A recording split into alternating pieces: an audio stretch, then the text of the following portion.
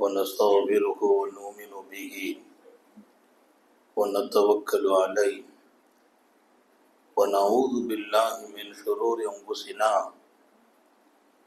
ومن سيئات أعمالنا من يهده الله فلا مضل له ومن يضلل فلا هادي له ونشهد أن لا إله إلا الله وحده لا شريك له ونشهد أن سيدنا ونبينا ومولانا محمدا عبده ورسوله أرسله بالحق بشيرا ونذيرا وداعيا إلى الله بإذنه وسراجا منيرا صلى الله على سيدنا محمد وآله الأبرار وأصحابه الأخيار وأزواجه الطيبات الطاهرات أوصيكم عباد الله وإياي أولا بتقوى الله أما بعد أعوذ بالله من الشيطان الرجيم بسم الله الرحمن الرحيم وإنك لعلى خلق عظيم صدق الله مولانا العظيم وقال نبي الله سيد البشر محمد رسول الله صلى الله عليه وسلم إن من أحبكم إلي وأقربكم مني مجلسا يوم القيامة أحسنكم أخلاقا صدق النبي الله صلى الله عليه وسلم எல்லாம் வல்ல அல்லாஹ்வின் அன்பும் மேலான கருணையும் நமக்கெல்லாம் வந்து சேரட்டுமாக. நமது உயிரினும் மேலான கண்மணி ஹாத்தமுன் நபியின் முஹம்மது ரசூலுல்லாஹி ஸல்லல்லாஹு அலைஹி வஸல்லம் அவர்களின் அன்பையும் ஷஃபாஅத்தையும் பெறுவதற்கு அல்லாஹ் நம் எல்லோருக்கும் தௌஃபீக் செய்வானாக. வல்ல ரஹ்மான் நமக்கும் நம்முடைய பெற்றோர் மனைவி மக்கள் குடும்பத்தார் யாவருக்கும் உயிர் உள்ள வரையிலும் உடல் சுகத்தை நசீபாக்கி தருவானாக. மருத்துவமனை கஷ்டம் அதன் சிரமம் செலவுகளிலிருந்து நிரந்தரமான பாதுகாப்பை அல்லாஹ் நம் எல்லோருக்கும் கொடுத்தருள் புரிவானாக. வானம் பூமியினுடைய ஆபத்துகளை விட்டோம், முசீபத்துகளை விட்டோம், கெட்ட முடிவுகளை விட்டோம் நம்மையும் நம் குடும்பத்தையும் பாதுகாத்தருள் புரிவானாக.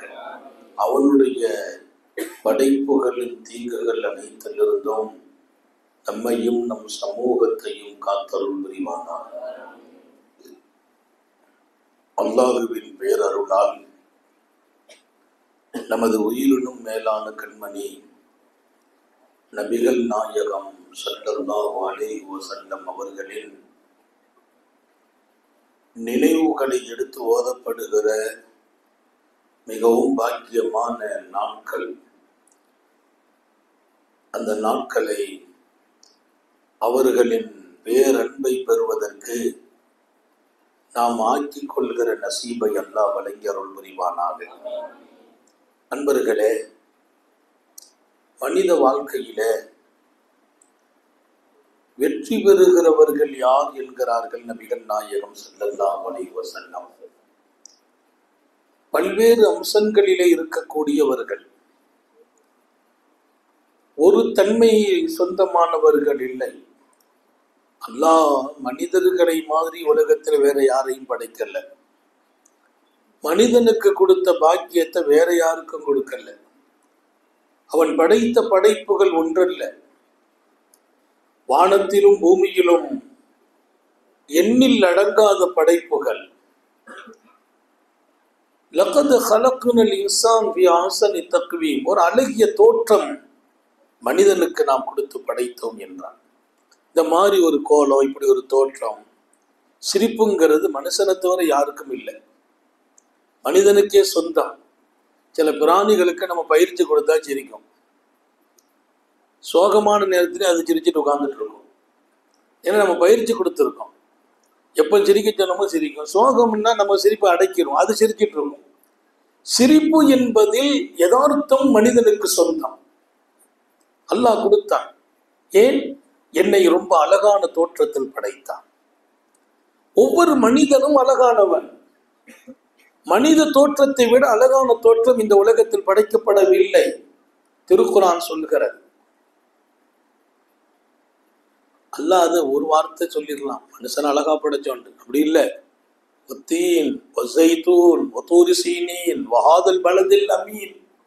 அத்திப்பரத்தின் மீது மரத்தின் மீது சத்தியம், ஜைத்தூனின் மீது சத்தியம். உலகத்திலேயே குவாலிட்டியான பழம் அத்திப்பழம். ரொம்ப ரொம்ப ஆரோக்கியமான ஒரு ஆயில் இருக்கும் என்றால் ஜைத்தூன் ஆயில். வயிற்று வலிக்கு சுகம், உடல் ரீதியான கோளாறுகளுக்கெல்லாம் ஷிஃபா. தலையில வச்சோம்னா முடிக்கு அழகு, இன்னொரு பக்கம் தலையின் உஷ்ணத்தை தணிக்கும். ஆக 1000 சிபத்துகளுக்கு சொந்தம் ஜைத்தூன். ஜைத்தூன் ஆயில் இருக்குது, ரொம்ப பெரிய ஷிஃபாவுடைய ஆயில்.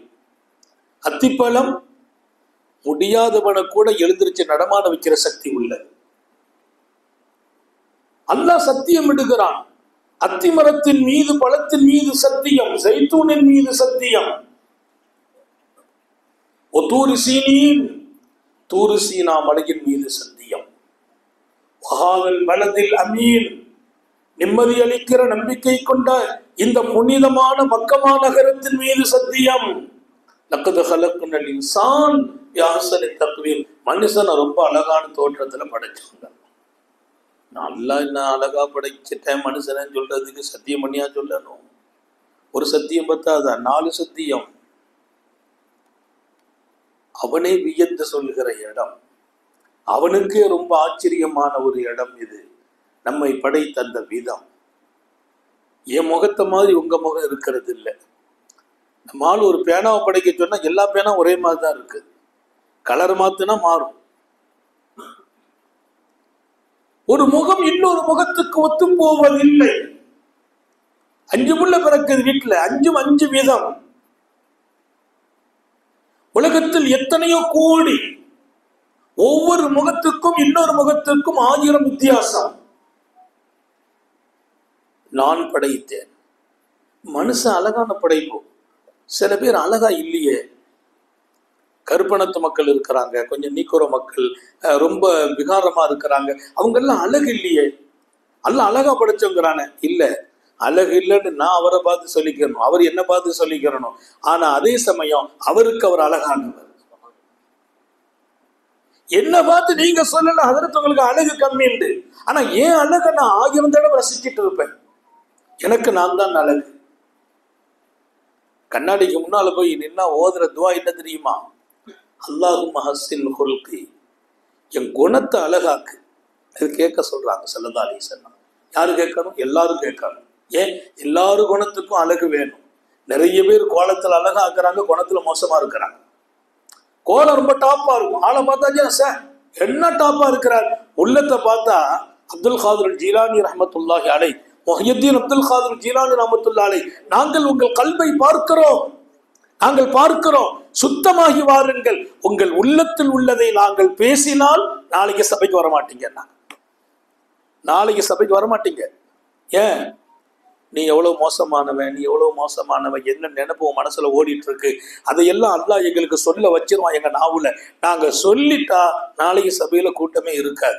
இப்போ கல்பை பத்தி பேசிட்டாங்களே, இப்ப நம்ம நிலைமெல்லாம் வெளியில அவுட் ஆகி போச்சே. அர்பாபுல் குலூப்னு ஒரு கூட்டம் இருக்கிறாங்க, கல்புடையவர்கள் அவர்களுக்கு பேர். அல்லாஹ்வோடு அழகிய தொடர்பு, மனித இதயத்தில் ஓடும் ஓட்டங்களையும் அல்லாஹ் அறிவித்து கொடுக்கிறான். நல்ல ஞாபகம் வையுங்கள், நாங்கள் சொன்னால் நீங்கள் சபையில் இருக்க மாட்டீர்கள். அப்போ ஒவ்வொரு மனசனுக்கும் மனசுலாம் மோசமா தான் இருக்கும். குள்ளங்கள் சரியில்லை, குணம் சரியில்லை. கண்மணி நாயகம் ஸல்லல்லாஹு அலைஹி வஸல்லம் இருதயத்தின் சிகிச்சையினுடைய மிகப்பெரிய மருத்துவர்.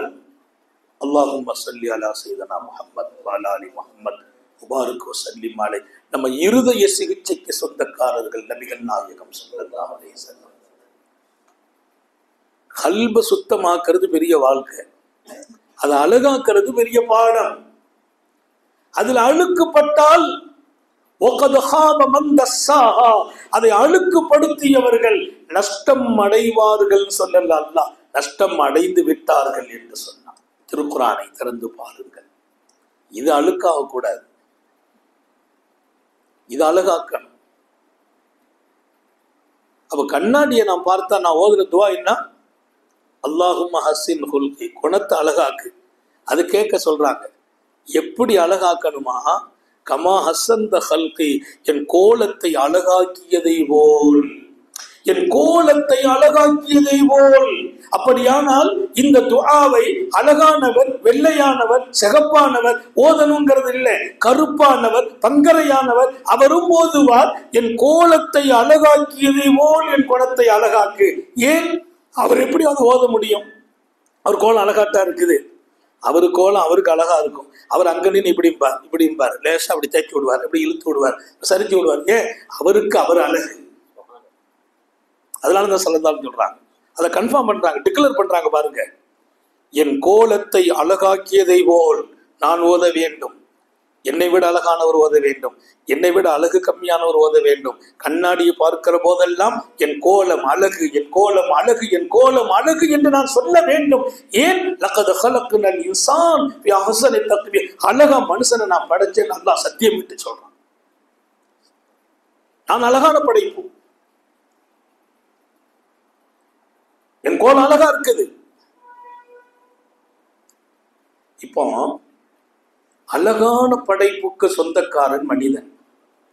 இவனுக்கு அழகு வர வேண்டிய இடம் கல்விலே வர வேண்டும். குணம் அழகாக. அதான் சொல்லுவாங்க, நிறம் இல்லாட்டாலும் பரவாயில்லை, குணம் இருக்கான்னு பார்க்கம்பா. ஒருத்தர் சொன்னார், அதற்கு பொண்ணுக்கு ஒரு நல்ல மாப்பிள்ளை பார்க்கணும்னு. பார்த்துருவோம் ஹாஜியார் எப்படி இருக்கணும்னு. வெள்ளை கர்ப்பெல்லாம் பிரச்சனை இல்லை, கல்பு சுத்தமா இருக்கான்னு பாருங்க. கோலம் இல்லாவிட்டாலும் சமாளிக்கலாம், குணம் இல்லாத சமாளிக்க முடியாது. குணம் இல்லாத மாப்பிள்ளைகிட்ட மாட்டிட்டு எத்தனை பொஞ்சாரி தவிச்சிட்டு இருக்கிறாங்க. குணம் இல்லாத பொஞ்சாரிட்ட மாட்டிட்டு எத்தனை மாப்பிள்ளை தவிச்சிட்டு இருக்காங்க தெரியுமா? எத்தனை மாப்பிள்ளைமார்கள் தவிக்கிறாங்க. வெளியில அவர் ஜாலியா ஆனஸ்டா நடப்பார், வீட்டுல போனா பொம்மை தான். ரிமோட் அம்மா கையில இருக்கும், இவர் ரிமோட் அம்மா கையில. நாங்கள் ஒரு தடவை சந்திச்சோம், மதரசாவுடைய காரியங்களுக்காக போன போது நாங்கள் நிறைய பேர் போயிருந்தோம். அவர் சொன்னார், அதற்கு உங்களை மாதிரி பெரியவங்கெல்லாம் வந்து நாங்கள் சிறப்பாக செய்திருவோம் அப்படின்னு சொன்னார். சொல்லிட்டு உள்ள போனார். போய் ஆளை வரவே காணல. 5 நிமிஷம் ஆச்சு, 10 நிமிஷம் ஆச்சு. நாங்கள் முடிவு போனால் நம்ம எங்கேயும் போயிடுவோமான்னு வரல. சிறப்பாக செய்வோம்னு உள்ள போனவர், உள்ள போன அந்த வேகத்தை பார்த்தீங்கன்னா, போய் பீரோல திறந்து சிலிப்பை எடுத்து ஒரு பெரிய தொகை எழுதி பேப்பரை கையில தரணும். அப்படி வேகத்துல உள்ள போறார். மதரசாவுக்காக, மார்க்க பணிக்காக. செக்க கிளிக்கணும், அவ்வளவுதான். அந்த ஸ்பீடு. போனவர் 5 நிமிஷம் ஆச்சு, 10 நிமிஷம் ஆச்சு, வரல. எங்களுக்கு வெக்கமா போச்சு, எஞ்சி போயிடுவோமான்னு முடிவு பண்ணோம். அப்புறம் ஒரு 10 நிமிஷம் கழிச்சு வந்த அதில் அல்லாஹ்வுடைய கிருபை, இன்ஷாஅல்லாஹ் சிறப்பாக செய்வோம். நான் நம்ம மிஸ்ஸஸ்கிட்ட கேட்டுட்டு முடிவு சொல்றேங்கிறேன். யார்கிட்ட? வீட்டம்மாட்ட கேட்டுட்டு. அந்த அம்மா போன உடனே கண்ட்ரோல் பண்ணிட்டு, இந்த வர்றது செக்க கிழிக்கிறது இந்த வேலையெல்லாம் வச்சுக்கிடக்கூடாது. கொஞ்சம் நான் பிறகு உங்களுக்கு சொல்லி விடுறேன். நாங்கள் முடிவு பண்ணிட்டோம், இவருடைய ஸ்பீடெல்லாம் அடக்கிறதுக்கு அங்கே பவர் இருக்கு. மார்க்கம் சார்ந்து நான் உதவியாக நடப்பதற்கு கூட என்னை கண்ட்ரோல் பண்ணுகிற இடம் வேறொரு பக்கமாக இருக்குமையானால் அந்த குணம் ஆபத்தான குணம். கோலத்தை விட குணம் தான் முக்கியம். அல்லாஹ் நபிகள் நாயகம் ஸல்லல்லாஹு அலைஹி வஸல்லம் அவர்களை பற்றி சொன்னான், இன்னக லஅலா குலுகின் அதீம், நாயகமே மகத்தான குணத்தில் தாங்கள் இருக்கிறீர்கள். எம் பெருமானின் குணம் அத்தனை அழகானது. அந்த குணம் நமக்கு வர வேண்டும். நபி பெருமானார் ஸல்லல்லாஹு அலைஹி வஸல்லம் அவர்கள் மீது நாம் வைத்திருக்கிற அன்பும் நேசமும் அந்த குணத்தை அல்லாஹ் நமக்கு நசீபாக்கி தந்துடும். அல்லாஹ் தருவானாக. நாயகம் ஸல்லல்லாஹு அலைஹி வஸல்லத்தை பின்பற்றுறதுங்கிறது அத்தகையாத்துல எப்படி விரல் நீட்டுறது, கையை எங்க கட்டுறது, என்ன ஓதுறது, எப்படி குனிறது, எப்படி நிமிர்றது, அதுல மட்டும் இல்லை, பெருமானார் ஸல்லல்லாஹு அலைஹி வஸல்லத்தின் குணம் எப்படியோ அந்த குணத்தை எனக்கு உண்டாக்குவதும் நபியே முன்மாதிரி ஸல்லல்லாஹு அலைஹி வஸல்லம். மனுஷனுக்கு அழகு குணத்தை வச்சு, மதிப்பு குணத்தை வச்சு, நல்ல குணம் இருக்குமா மதிப்பு. ரசூல் ஸல்லல்லாஹு அலைஹி வஸல்லம் எதிரிகளோடு கூட அழகாக நடக்கிற பழக்கம். எதிரிகள் கூட சர்க்காரை ஆளும் அழகாக. பத்ர் கைதிகளை பிடிச்சு கட்டி போட்டிருக்கிறாங்க. 70 பேர் பத்ருகளத்தில் கைதிகளாக கிடைக்கப்பெறுகிறார்கள். என்ன ஒரு மீலாது சொற்பொழிவு இது. இங்கே என் வாழ்க்கையாக நாயகம் ஸல்லல்லாஹு அலைஹி வஸல்லத்தை பார்த்து பார்த்து நான் வாழ வேண்டும். என் குணங்களை அழகாக்க வேண்டும். அன்னலாரை பார்த்து அழகாக்க வேண்டும். இதற்கெல்லாம் மேலால் அன்னலாரை நான் காதலிக்க வேண்டும், நேசிக்க வேண்டும், முஹப்பத் வைக்க வேண்டும். அதன் பரக்கத் பெருமானார் ஸல்லல்லாஹு அலைஹி வஸல்லம் வாழ்ந்த வாழ்க்கையை அல்லாஹ்வா பார்த்து எனக்கு கிஃப்டா கொடுத்தான். சுப்ஹானல்லாஹ். அவன் கிஃப்டா கொடுக்கான். நான் நினைச்சு வாழ்ற வாழ்க்கைக்கு பேரு வாழ்க்கையும் இல்லை, அது அழகும் இல்லை. இப்படிதான் இருக்கணும் எனக்குன்னு ஒரு ஸ்டைல்லாம் கிடையாது. என் ஸ்டைல் என்ன? ரசூல் ஸல்லல்லாஹு அலைஹி வஸல்லம் அவர்கள் வாழ்ந்த வாழ்க்கை தான் எனக்கு ஸ்டைல். என் ஒய்ஃபை நான் எப்படி நடத்தணும், ரசூல் ஸல்லல்லாஹு அலைஹி வஸல்லம் எப்படி நடத்த சொன்னார்களோ அதுதான் குணம்.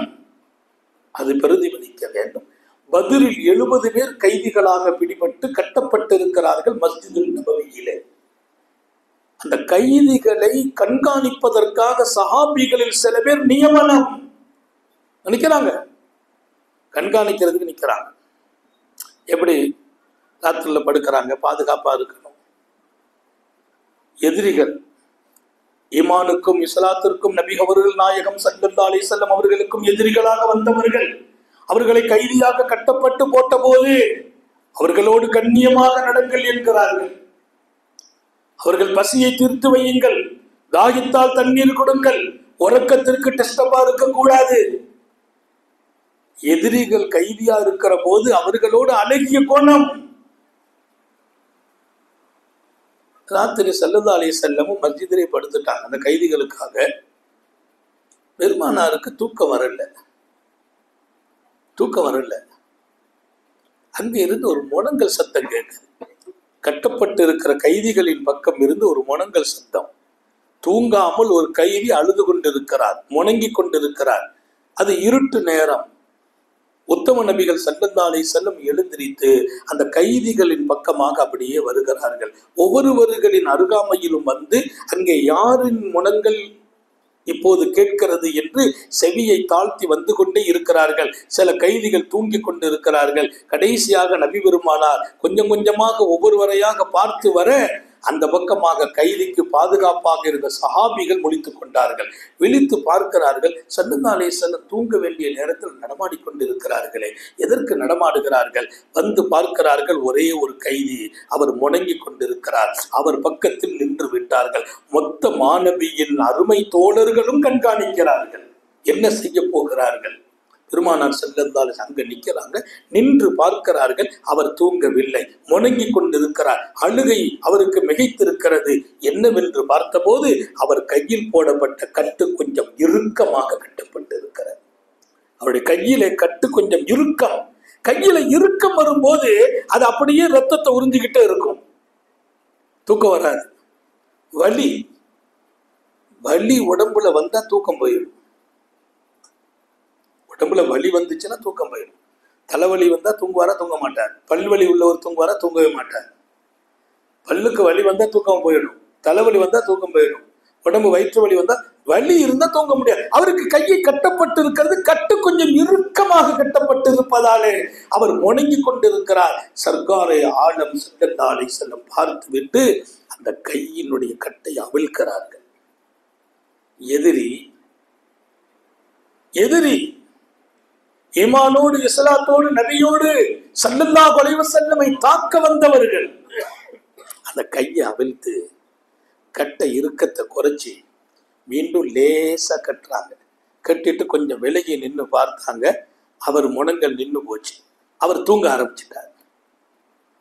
சுந்தர நபிகள் ஸல்லல்லாஹு அலைஹி வஸல்லம் அதற்கு பின்னால் அப்படி வர்றாங்க. அவர் தூங்கின பின்னால சஹாபாக்கள் இதை கவனிச்சுட்டாங்க. யாருன்னு பார்த்தால் அந்த இறுக்கமாக கட்டப்பட்டு அழுது கொண்டிருந்தவர்கள் சையதுனா அப்பாஸ் ரலியல்லாஹு அன்ஹு. மாணவி ஸல்லல்லாஹு அலைஹி வஸல்லம் அவர்களின் பெரிய தந்தை.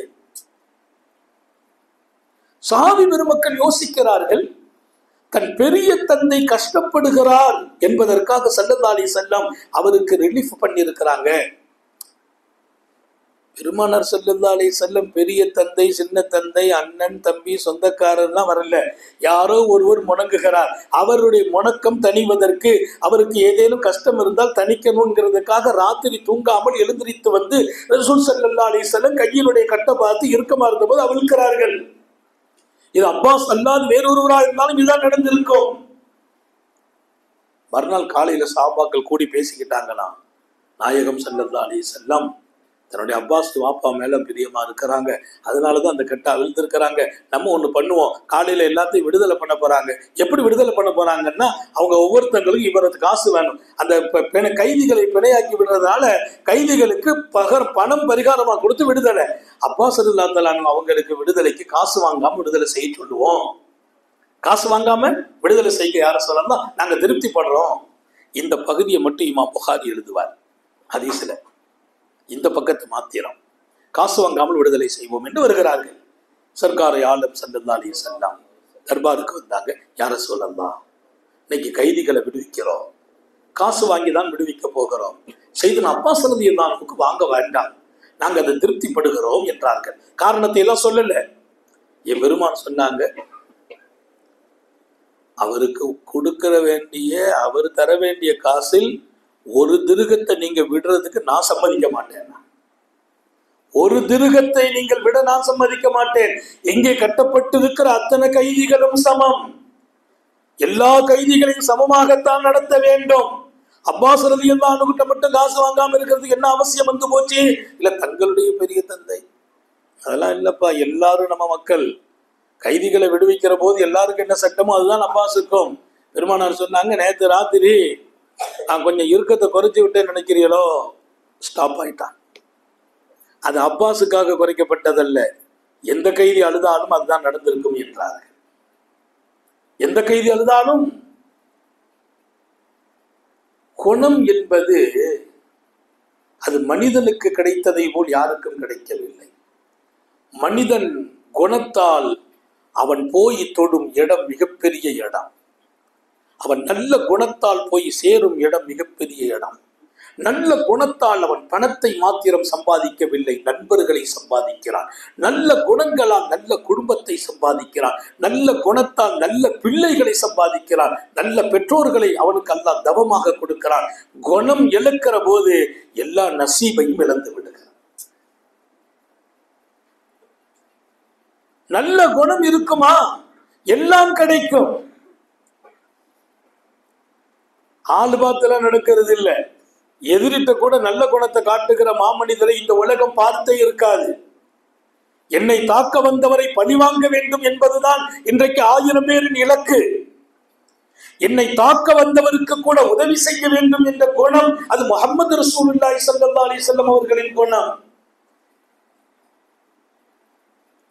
மக்கா வெற்றி கண்ட போது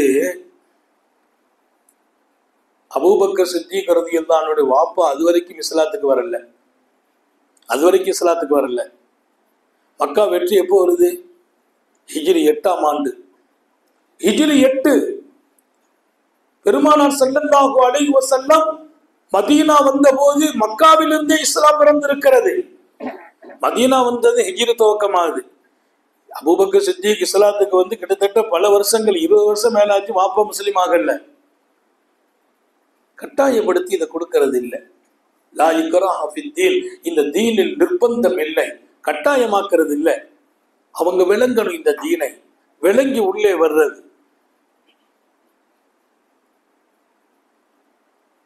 சித்திகுல் அக்பர் மக்கா வெற்றி கண்ட பின்னால் தகப்பனாரை கூட்டு வர்றாங்க. யார? அவங்க தகப்பனார் அபி குஹாஃபா.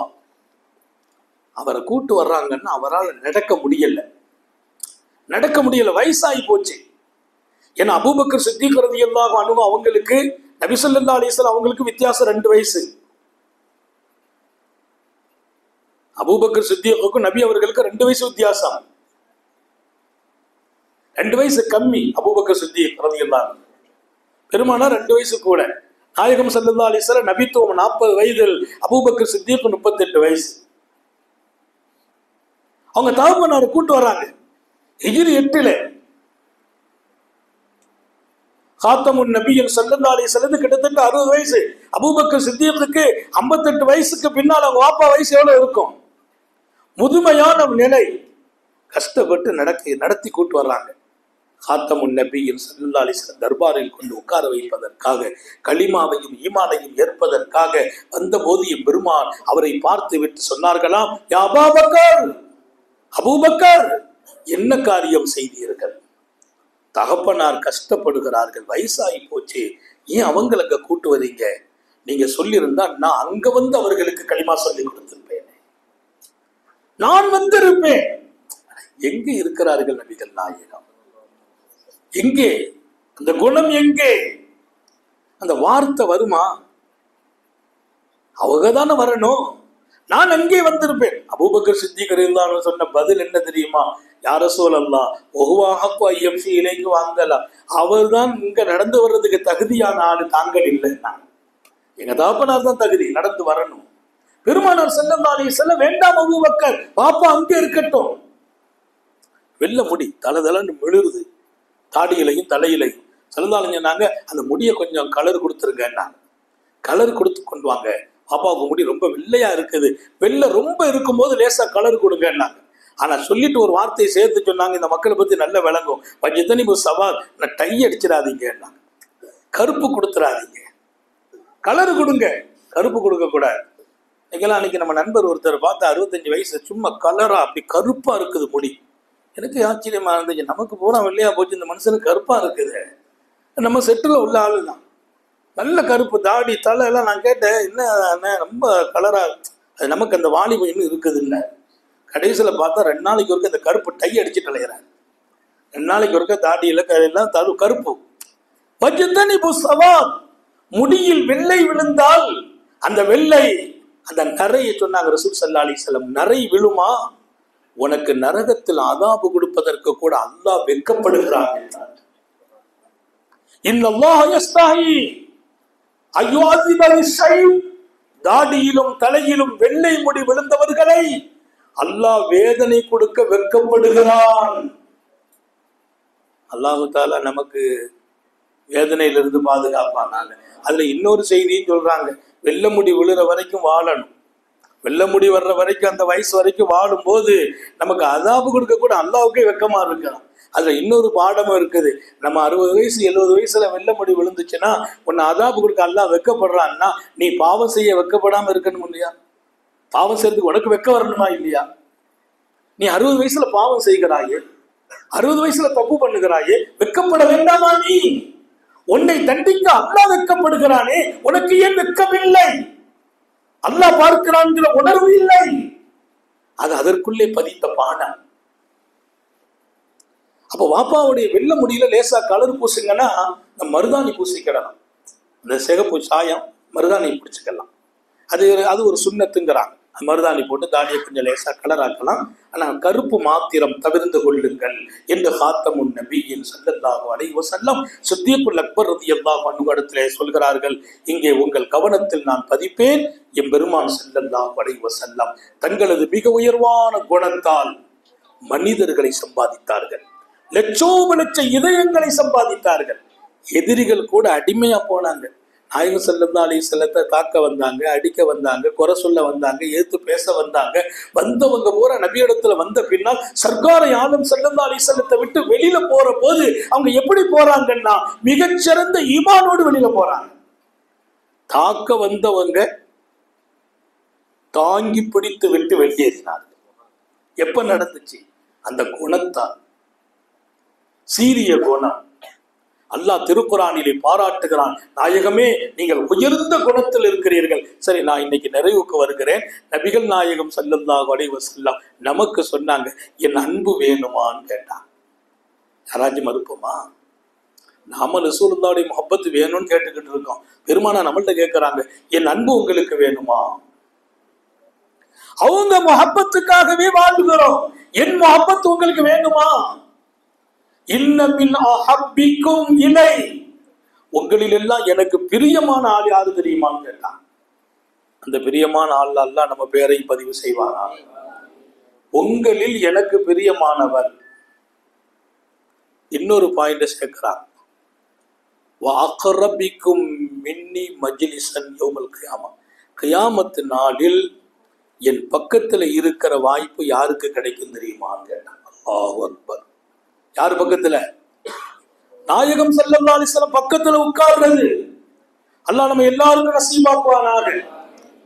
பெருமானார் ஸல்லல்லாஹு அலைஹி வஸல்லத்தின் மீது முஹப்பத் வச்சிருக்கிறோம், நேசம் வச்சிருக்கிறோம். ரசூல் ஸல்லல்லாஹு அலைஹி வஸல்லத்துக்காக என் வாழ்க்கையை அர்ப்பணிக்கிறேன். அங்க போய் அவங்க கிட்ட உட்காரணும்.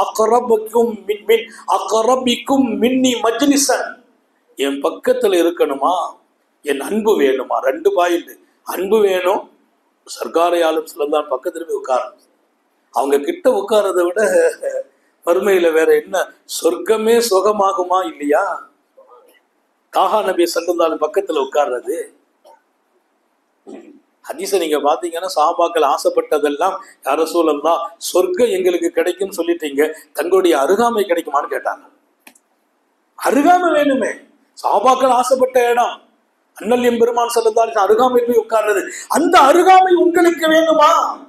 அஹ்ஸனுக்கும் அஹ்லாகா, உங்களில் எல்லாம் மக்களோடு மக்களாக நீங்கள் வாழுகிற போது உங்கள் மனைவிக்கு முன்னால், பிள்ளைகளுக்கு முன்னால், பெற்றோர்களுக்கு முன்னால், நண்பர்களுக்கு முன்னால், மனித ஜனங்களுக்கு முன்னால் நீங்கள் நல்ல குணத்தை வெளிக்காட்டுங்கள், நல்ல குணத்தோடு வாழுங்கள். அந்த குணம் இருக்குமா, என் அன்பு உங்களுக்கு கிடைக்கும். நாங்கள் ஸல்லல்லாஹு அலைஹி வஸல்லம் என் அருகாமையில் சொர்க்கத்தில் இருந்தீர்கள். 2 பாக்கியம். சாந்த நபி ஸல்லல்லாஹு அலைஹி வஸல்லத்தின் அன்பும் கிடைக்க வேண்டும், அவர்களின் அருகாமையிலும் இருக்க வேண்டும். நல்ல குணம் அதற்கு வகை செய்யும். நல்ல குணத்தை நான் எடுக்கிற போதெல்லாம் அது ரசூல் ஸல்லல்லாஹு அலைஹி வஸல்லத்திற்கு அல்லாஹ் அலங்காரமாக காட்டிய ஒரு வாழ்க்கை, உலகத்தையே ஈர்க்க செய்த தன்மை. பெருமானார் ஸல்லல்லாஹு அலைஹி வஸல்லம் எத்தனை நாட்டுக்கு போனாங்க, எத்தனை மேடை ஏறி பிரச்சாரம் செய்தாங்க. அவங்க ஏறிய மேடைகள் குறைவு, செய்த பயணங்கள் குறைவு, அவர்களின் நீண்ட தூரம் நாடுகளினுடைய பிரச்சாரங்களுக்காக அன்னலார் போன விதங்கள் எல்லாம் குறைவு. ஆனால் உலகமே இஸ்லாத்தின் பக்கம் முத்தமிடும் நிலை வந்தது என்றால் நபியின் உயர்ந்த குணத்தால் வந்த குணத்தால் எல்லாரையும் கட்டி போட்டுட்டார். அந்த குணத்திலே நாம் எடுத்தால் உண்மையிலேயே நபியின் அன்புக்கு நாம் சொந்தமாகுவோம். அல்லாஹ் தௌஃபீக் செய்வானாக, அழகிய குணத்தை நசீபாக்குவானாக. நான் கோலத்தால் அழகாக இருக்கிறேன், குணத்தாலும் அழகாக வேண்டும் என்று கண்ணாடிக்கு முன்னால் ஒவ்வொரு நாளும் கேட்க சொன்ன துஆ அது. என் கோலம் அழகானது ரப்பே, என் குணமும் அழகாக வேண்டும். அல்லாஹ் இரண்டையும் அழகாக்கி தருவானாக. ஹயாத் வரையிலும் அவனுக்கு பொருத்தமாக வாழச் செய்வானாக.